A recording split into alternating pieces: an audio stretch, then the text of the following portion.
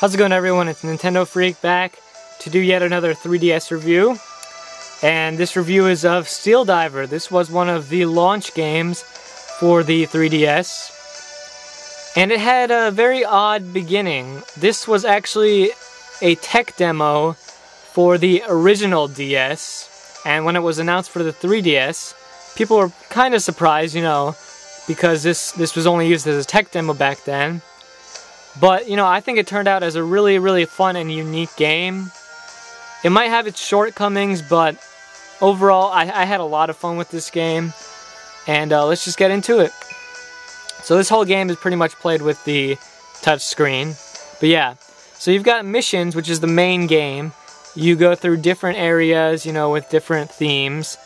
Periscope Strike is where you use the 3DS gyroscope, and you basically turn around, and you could use like an office chair or something. You can spin around, and it's like you're looking through a periscope, and that's really cool in 3D as well with the stereoscopic 3D. And you can play Steel Commander, which is like a strategy game.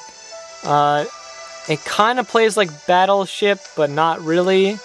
But yeah, you can play that multiplayer. I didn't really enjoy it a whole lot, and I didn't really play it that much, but some people might enjoy it. So I'm going to show you Periscope Strike first. You can actually play this just with the touchscreen, but you know what? Actually, I'm just going to play a mission mode, because after the missions, you do get to play a little Periscope Strike minigame. So I'll be able to show you both of those. So you've got your campaign, which is the regular missions and the time trials. In time trials, you just have 8 different courses you can go through and try to beat your best time, you know. The best times are really, really hard to get to. Like, I have a silver medal in the easiest level here, and I can't get gold. It's really hard. But anyway, let's go into the campaign. This is the expert menu. After you beat every single mission with every single ship, you do unlock the expert menu. I haven't played it much at all. I just like unlocked the expert stuff. And then I kind of stopped playing this game after that because there were some more games coming out on the 3DS. But it is really, really hard. The expert modes are very hard, very much a challenge, and really adds to the replay value. So, let's go back in here. And here are the normal ones. Like I said, you have 7 different missions, and you can use 3 different ships. They all control differently. Let's just go into mission 1. And these are your different ships. So you've got the Manatee, the Blue Shark, and the Serpent. Each one is different. The Manatee is smaller and a little bit easier to maneuver than all the other ones. The Blue Shark is faster, and it's kind of the mid-range of the ships. It's easier to maneuver than the Serpent, but it's a little bit slower. And then you've got the Serpent, which is the fastest of the ships, but it's the hardest one to maneuver. Each one has its own like control method. For these two, for the Blue Shark and the Serpent, you've got a little toggle on the bottom where you can actually change the angle of the ship to be looking up or down. The Manatee cannot do that. You can just go forward, or you can go up and down, and while you go up, I guess the angle of the nose points up or down. But with the Blue Shark, you can just manually point the nose up or down, and the Serpent, you can do that as well. I'm just going to show you the Manatee just for demonstration's sake. I kind of like how they have different captains on the side. They're all, I think it adds a little bit of the game, but I wish they would have done a little more with that, you know, because I think these characters would be kind of cool if they had a little story behind them. There's not really much story in this game, which is disappointing as well, but, you know, that's okay. You can also add a ghost to race, a developer team ghost, but I'm not going to do that. And then you have decals you unlock by playing the Periscope minigame after each mission mode. So you need to get a certain amount of each decal to be able to use it. They all do different things. Like the octopus halves the damage taken from enemy torpedoes. The seahorse halves the effect of water currents. This Mario one, which I haven't gotten 10, you need 10 to use it. It turns your torpedoes into homing torpedoes. So that's really good. I found the octopus to be pretty helpful, and that's the one I'm going to use right now.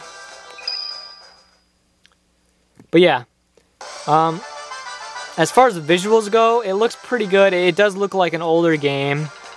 It does kind of look like a DS game, but it looks better than that.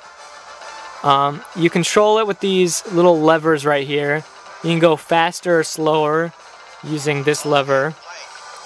And you can use this lever to go up or down. Now, it might seem really, really slow, but I really found that this game got extremely hectic trying to control your ship, you know, dodge all these different you know, obstacles. And I found it very, very interesting. Now, you can also press this map, and you can get a closer view. I like this view better.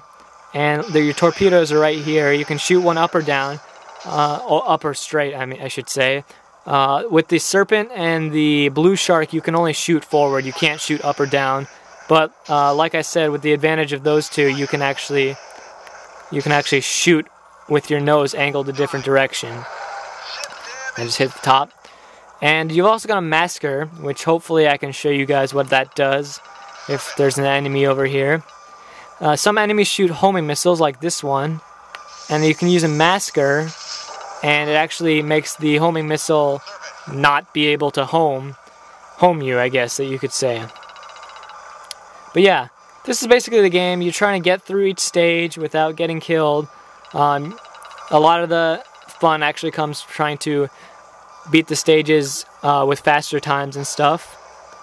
And yeah, playing with each different ship, like I said, is they're all different and they're all really unique. So I think it's fun to play with each ship. They're all pretty unique.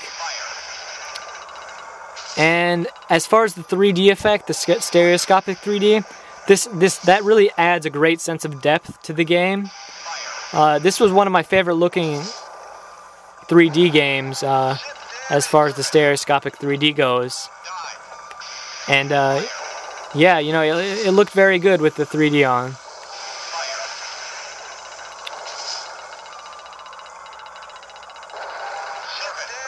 But anyway, so I'm basically at the end of the level now. You can also go up above the sea level to increase your health bar up here, but I didn't have any need for that. As you can see, that was just one of the missions, very simple. The levels do get more diverse. You go into a volcanic area with volcanoes underneath the water and stuff like that. And here's the periscope minigame at the end. So ideally you'd want to move like in a chair or something, but this is how it works. You try to shoot these ships coming at you with your torpedoes. If you hit them in the middle, you get a critical hit. If you hit them on the edges, you know you have to hit them twice. And you can go underwater as well. Sometimes there's submarines in some of the periscope strike levels. But you know, that's a really cool mode. It was a cool little demo, really, of it. The longer ones are in the actual periscope strike mode, but you don't get decals in that mode. So yeah, that's basically all of Steel Diver. I really enjoyed it. There might not be a whole lot of content for everyone. I got about 10 hours. If you can find it for $15 to $20, which you probably can now, I'd say it's a good purchase, and I really did enjoy this game, and it was very unique. So I hope you enjoyed this review, guys. Thanks for watching, and definitely pick up Steel Diver if you have the chance, if you find it for cheap. But yeah, thanks for watching.